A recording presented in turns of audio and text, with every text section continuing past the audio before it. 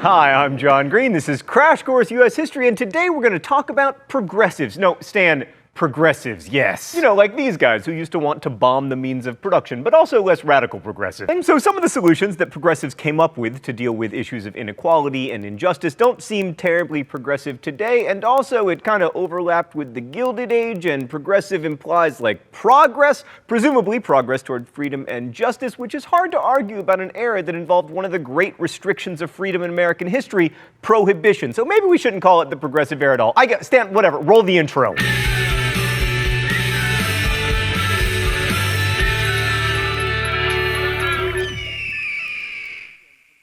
So if the Gilded Age was the period when American industrial capitalism came into its own and people like Mark Twain began to criticize its associated problems, then the progressive era was the age in which people actually tried to solve those problems through individual and group action. As the economy changed, progressives also had to respond to a rapidly changing political system. The population of the US was growing and its economic power was becoming ever more concentrated, and sometimes progressives responded to this by opening up political participation, and sometimes by trying to restrict the vote. The thing is, broad participatory democracy doesn't always result in effective government, he said, sounding like the Chinese National Communist Party. And that tension between wanting to have government for, of, and by the people and wanting to have government that's like good at governing kind of defined the progressive era, and also our era. But progressives were most concerned with the social problems that revolved around industrial capitalist society, and most of these problems weren't new by 1900, but some of the responses were. Companies, and later corporations, had a problem that had been around at least since the 1880s. They needed to keep costs down and profits high in a competitive market. And one of the best ways to do this was to keep wages low, hours long, and conditions appalling. Your basic house elf situation. Just kidding, house elves didn't get wages. Also, by the end of the 19th century, people started to feel like these large monopolistic industrial combinations, the so-called trusts, were exerting too much power over people's lives. The 1890s saw federal attempts to deal with these trusts, such as the Sherman Antitrust Act, but overall, the federal government wasn't where most progressive changes were made. For instance, there was muckraking, a form of journalism in which reporters would find some muck and rake it. Mass circulation magazines realized they could make money by publishing exposés of industrial and political abuse, so they did. Oh, it's time for the mystery document? I bet it involves muck.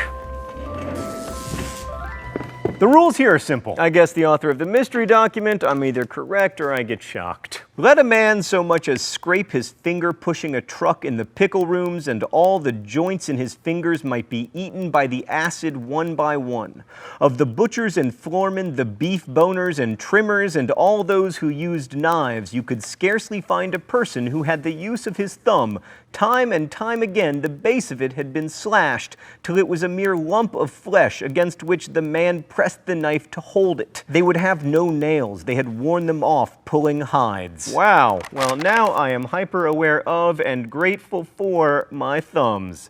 They are just in excellent shape. I am so glad, Stan, that I am not a beef boner at one of the meat packing factories written about in The Jungle by Upton Sinclair. No shock for me! By the way, just a little bit of trivia. The Jungle was the first book I ever read that made me vomit. So that's a review. I don't know if it's positive, but there you go. Anyway, at the time, readers of The Jungle were more outraged by descriptions of rotten meat than by the treatment of meatpacking workers. The Jungle led to the Pure Food and Drug Act and the Meat Inspection Act of 1906. That's pretty cool for Upton Sinclair, although my books have also led to some federal legislation, such as the which officially declared Hazel and Augustus the nation's OTP. So to be fair, writers have been describing the harshness of industrial capitalism for decades, so muckraking wasn't really that new, but the use of photography for documentation was. Lewis Hine, for instance, photographed child laborers in factories and mines, bringing Americans face to face with the more than 2 million children under the age of 15 working for wages, and Hine's photos helped bring about laws that limited child labor. But even more important than the writing and photographs and magazines when it came to improving conditions for workers was Twitter. What's that? There was no Twitter? Still?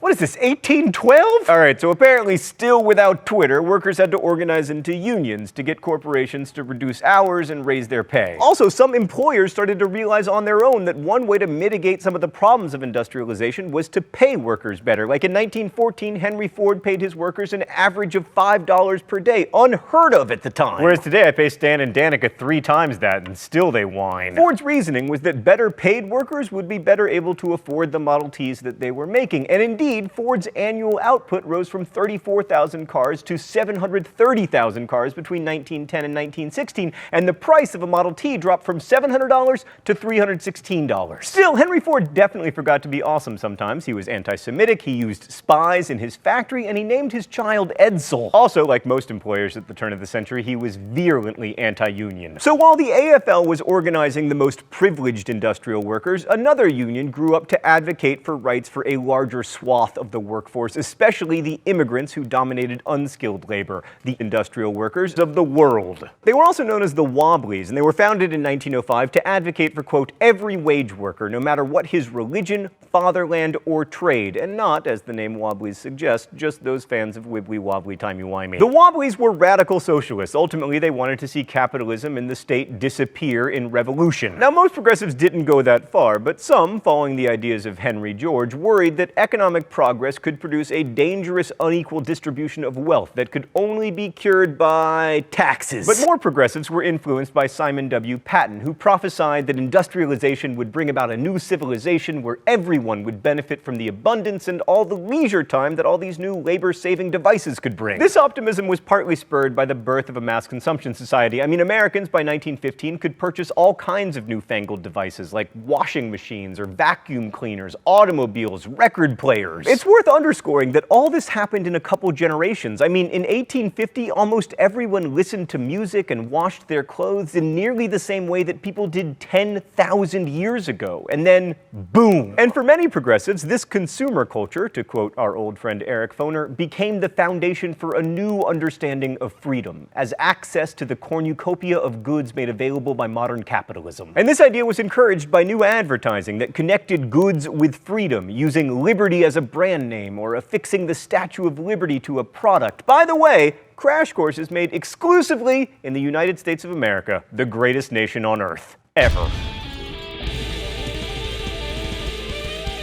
That's a lie, of course, but you're allowed to lie in advertising. But in spite of this optimism, many progressives were concerned that industrial capitalism, with its exploitation of labor and concentration of wealth, was limiting rather than increasing freedom, depending on how you define freedom, of course. Industrialization created what they referred to as the labor problem, as mechanization diminished opportunities for skilled workers and the supervised routine of the factory floor destroyed autonomy. The scientific workplace management advocated by efficiency expert Frederick W. Taylor required rigid rules and supervision in order to heighten worker productivity. So if you've ever had a job with a defined number of bathroom breaks, that's why. Also, Taylorism found its way into classrooms, and anyone who's ever had to sit in rows for 45-minute periods punctuated by factory-style bells knows that this atmosphere is not particularly conducive to a sense of freedom. Now, this is a little bit confusing because while responding to worker exploitation was part of the progressive movement, so was Taylorism itself, because it was an application of research, observation, and expertise to the vexing problem of how to increase productivity. And this use of scientific experts is another hallmark of the progressive era, one that usually found its expression in politics. American progressives, like their counterparts in the green sections of not America, sought government solutions to social problems. Germany, which is somewhere over here, pioneered social legislation with its minimum wage, unemployment insurance, and old age pension laws. But the idea that government action could address the problems and insecurities that characterize the modern industrial world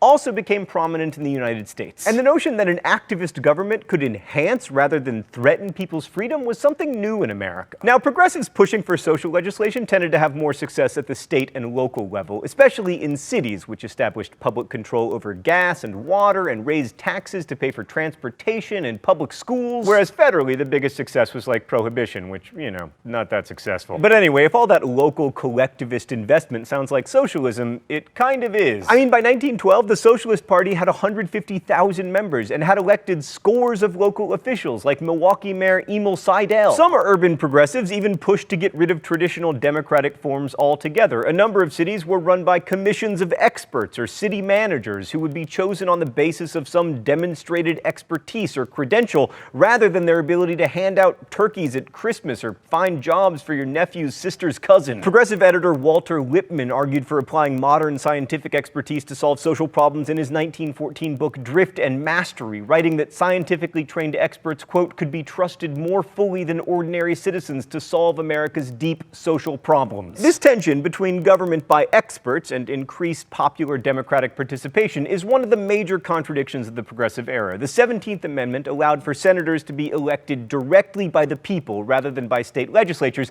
and many states adopted primaries to nominate candidates, again taking power away from political parties and putting it in the hands of voters. And some states, particularly Western ones like California, adopted aspects of even more direct democracy: the initiative, which allowed voters to put issues on the ballot, and the referendum, which allows them to vote on laws directly. And lest you think that more democracy is always good, I present you with California. But many progressives wanted actual policy made by experts who knew what was best for the people, not the people themselves. And despite primaries and direct elections of senators, it's hard to argue that the Progressive Era was a good moment for democratic participation, since many progressives were only in favor of voting insofar as it was done by white, middle-class Protestant voters. All right, let's go to the thought bubble. Progressives limited immigrants' participation in the political process through literacy tests and laws requiring people to register to vote. Voter registration was supposedly intended to limit fraud and the power of political machines. Stop me if any of this sounds familiar, but it actually just suppressed voting generally.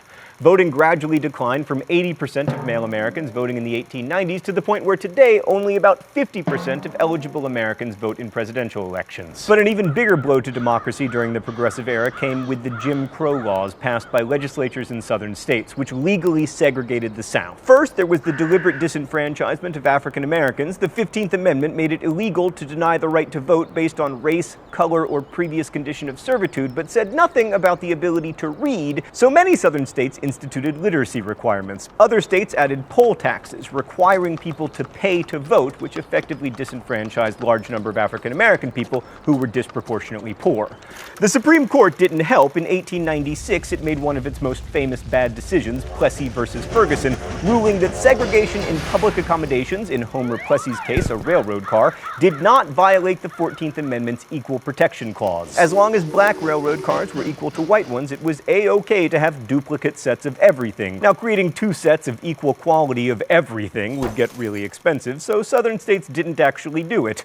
Black schools, public restrooms, public transportation opportunities, the list goes on, would definitely be separate and definitely not equal. Thanks, Thought Bubble. Now, of course, as we've seen, progressive ideas inspired a variety of responses, both for Taylorism and against it, both for government by experts and for direct democracy. Similarly, in the Progressive Era, just as the Jim Crow laws were being passed, there were many attempts to improve the lives of African Americans. The towering figure in this movement to uplift black Southerners was Booker T. Washington, a former slave who became the head of the Tuskegee Institute in Alabama, a center for vocational education. And Washington urged Southern black people to emphasize skills that could make them successful in the contemporary economy. The idea was that they would earn the respect of white people by demonstrating their usefulness, and everyone would come to respect each other through the recognition of mutual dependence while continuing to live in separate social spheres. But Washington's accommodationist stance was not shared by all African Americans. W.E.B. Du Bois advocated for full civil and political rights for black people and helped to found the NAACP, which urged African Americans to fight for their rights through, quote, persistent, manly agitation. So I wanted to talk about the Progressive Era today, not only because it shows up on a lot of tests, but because progressives tried to tackle many of the issues that we face today, particularly concerning immigration and economic justice,